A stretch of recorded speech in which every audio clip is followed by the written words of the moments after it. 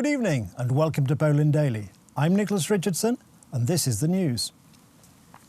The Polish government has taken the first step towards withdrawal from the Istanbul Convention, which the government believes promotes gender ideology.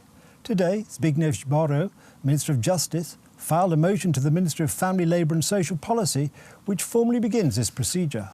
The Istanbul Convention was concluded in 2015 during the Civic Platform and the Polish People's Party government and has been arousing many controversies ever since. The controversies concerned, among others, the values of gender ideology. Today, Zbigniew Ziobro, Minister of Justice, filed a motion to the Ministry of Family, Labour and Social Policy for Poland to withdraw from the convention. This is good information, and it shows that the actions can be taken without any ideology and that the groupings connected to the Civic Platform Party comment on the matter, but they don't do anything about it. They don't take specific actions which could really help women who experience violence. The Legislative Initiative Committee, Yes to the Family, No to Gender Ideology, has been collecting signatures to support withdrawal from the Istanbul Convention and replace it with the International Family Rights Convention for several days now.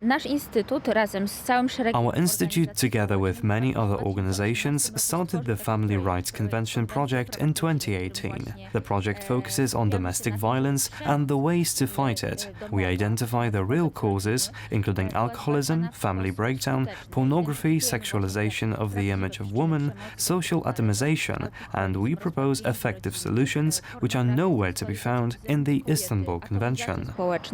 The left and the Civic Platform parties are defending the Istanbul Convention. The ruling party wants to finish every matter just like they said they would. They want to attack women, local government and the media once again. Let's hope that the objection of the opposition and the citizens stop them from taking it too far. In my opinion, the withdrawal from the convention is a scandal.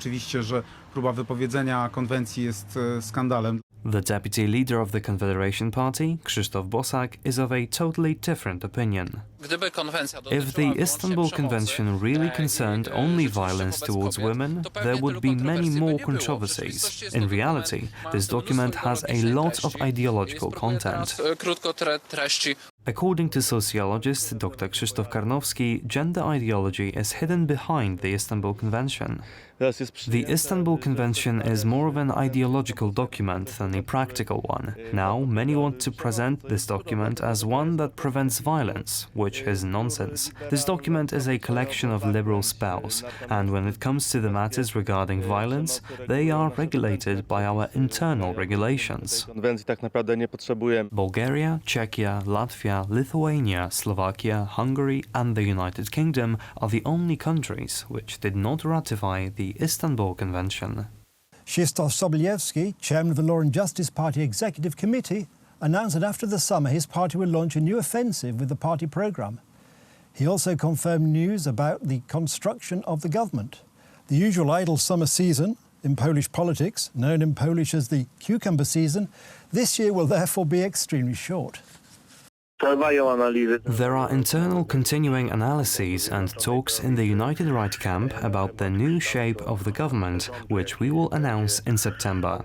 This will include the rearrangement of ministries as well as personal changes. The final decisions will be available after the summer. Now we have internal analyses and talks, so now is a bit too early to say what the final shape of the government will be. That is why we do not make any announcement at present, but as I said, I can confirm now that there are continuing works in regards to the shape of the new cabinet. According to the latest survey conducted by the IBRIS for the Wirtualna Polska portal, the majority of Poles evaluate the activities of Prime Minister Mateusz Morawiecki very positively. 53% of respondents evaluated the activities of Prime Minister Mateusz Morawiecki as good, while 47% evaluated his activities as bad. However, a cause for concern for the Prime Minister may be the evaluation he received from the youngest respondents, between the age of 18 and 24. Only 30% of those respondents evaluated his activities as good, while 70% evaluated his activities as bad. The Ministry of Health today announced 337 new cases of coronavirus infection and 7 more deaths due to the COVID-19 in the last 24 hours. New outbreaks of the disease still occur most frequently among minors and following wedding celebrations.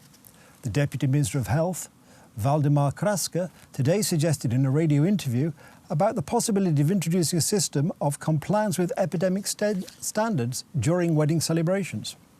Weddings are very specific outbreaks of disease where a lot of people become infected. What worries me personally is that the number of guests at weddings, which is now allowed by law, that is 150 guests, is not respected. We have received information that at many weddings there are more than these 150 people. I think it should also be in the interest of the organizers of such events, because otherwise many times the only memory from such a wedding will be that the whole extended family and friends were infected with the coronavirus. Today, a special team is together at the ministry, a team responsible for investigating a possible second wave of coronavirus and developing a strategy for it. Therefore, I think we will also talk about weddings. This past weekend was rather troubling in America, with anti-government protests held in many American cities. In Austin, Texas, an armed demonstrator was killed in a shooting. The past weekend in the United States was largely shaken by protests. The biggest disturbances took place on Saturday in, among others, Portland, Oregon, where the protesters clashed with federal agents. Batons and tear gas were used against the demonstrators after a fire was started at the entrance to the federal court. We pose no threat.